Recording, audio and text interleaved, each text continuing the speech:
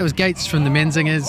One of the things I always find really strange about the Menzingers is they're almost always singing about the past. Like their glory days are in the past, and yet now they're a band who are moderately successful. Yeah. And they're still singing songs about the past and how much better the past was. Yeah, they've got that, like, Philadelphia, Jersey sort of storytelling thing, like the Souls or Springsteen. But yeah, now you mention it, I've never clocked on that before, but it is always in the past. It's always like, we're getting old, we're past it. Here's what we used to do when we went out partying. Here's a song about my ex. This all happened years ago. Yeah, good point. It's funny to watch your face. Did I just ruin this band for you? Not at all. You go to the Souls for everything's still great, we're still partying even though we are old.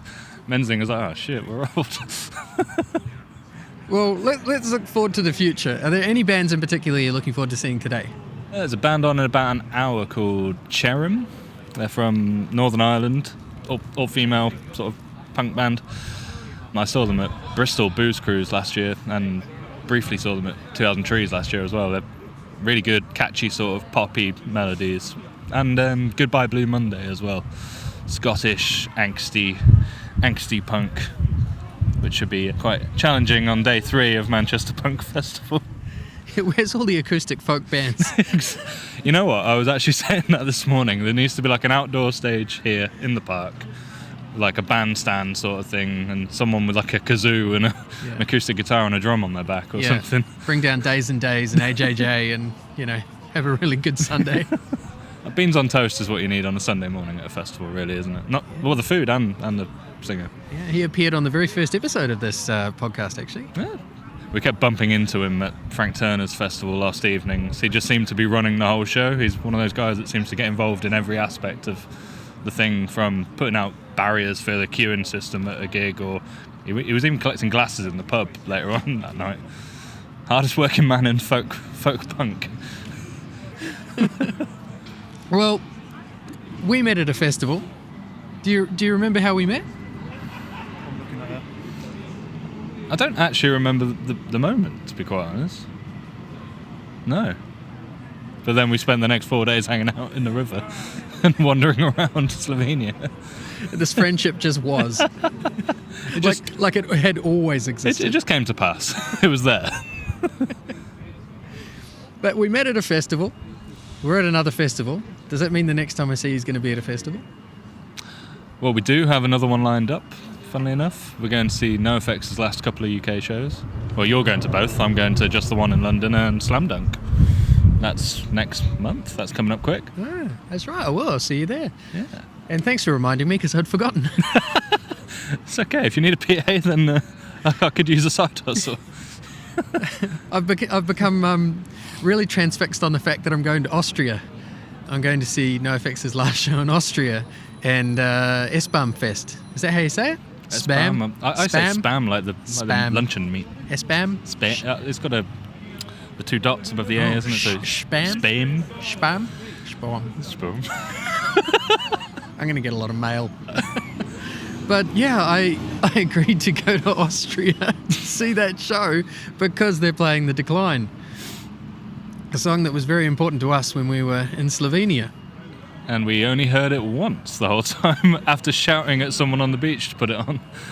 Or did we just take their speaker and commandeer it? We probably asked about 100 different people to play it. Yeah, but they're playing The Decline, so I'm off to Austria to see NoFX play The Decline. It's quite a big commitment. It is quite a big commitment. Like, I genuinely don't have enough work at the moment to afford that. I've gone all in on this. And I've pretty much forgotten about anything else that I've got booked or lined up. Because I'm just like, oh, fucking God, I'm going to Austria.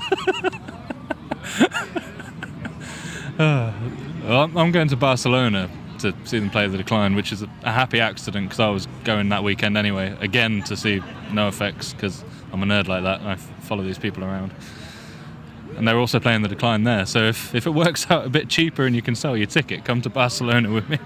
I'd say that, but did you know I'm going to Austria? Are you sure you're going to Austria? Yeah, I'm going to Austria. Bloody hell. But are we going back to Punk Rock Holiday this year? We absolutely are. And thanks for reminding me. I still haven't booked flights or hotels or Neither. anything for that. You know what's weird? We are closer to Punk Rock Holiday this year than when we last left off. That's very true. So that much time has passed. And you were probably half expecting to have to wait the whole year to finish this off. I did wonder. It's been worth the wait. It has been worth the I hope wait. so. I'm trying my best. Actually, no, we're about to find out if it was worth the wait. What is your last song? The last song is going to be Deadbeat Holiday by Green Day. It kind of sums up punk rock holiday. A bunch of deadbeats sitting around on a beach drinking beers for 5 days. Off the album Warning, which I think is criminally underrated. And it's kind of the turning point where everyone sort of went against Green Day a little bit. But personally, it's one of my favourite Green Day songs. Although not off one of their more popular albums. Dookie is obviously the go-to, which I had the pleasure of seeing them play live in full at Brixton as a complete surprise, which it was a warm-up show for Reading and Leeds, and me and my mate were sat there watching them play the first few songs. There was a few new songs, and then so 30 years ago we released this album called Dookie. We're going to play it in full for you right now and launch straight into the full album. And yeah, one of the best gigs I've ever been to. But they didn't play Deadbeat Holiday. But I thought I'd tell you that story. I'm so envious. I mean, I've seen them twice, I think. Both times massive stadium shows and doing the stadium shtick. And it wasn't my bag at all. They're a band I would love to see in a seedy venue. Yeah. Which Maybe I think one day. I think the only way to do that now would be if you caught they do like a cover band, don't they? The Cover-Ups, I think. Which is like 3 of them, I think, do that.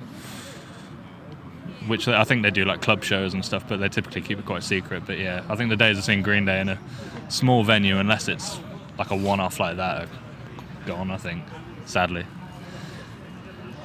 Unless some way, somehow, they really fall off a cliff, but continue to play well into their 70s. And, maybe one day back here, Manchester Punk Festival, Yeah. we see a very old, decrepit and broken down Green Day trying to play their songs. We might be climbing up the stairs of Zombie Shack at day 3 of Manchester Punk. I'll be there with my little Zimmer frame. 2 shawarmas in hand. Billy Joe.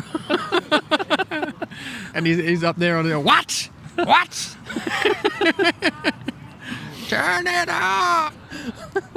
Old man yells at Green Day. No, I got massive cataracts. I'm still yelling at that cloud. Okay. All right, here it is. Green Day, Degenerate Holiday. Shaun, thanks heaps for making the time to be on the show. That's all right. I look forward to continuing to hang out with you at these festivals all around the world. Maybe in 8 months we'll do another podcast. You'd be welcome back. Here's Green Day.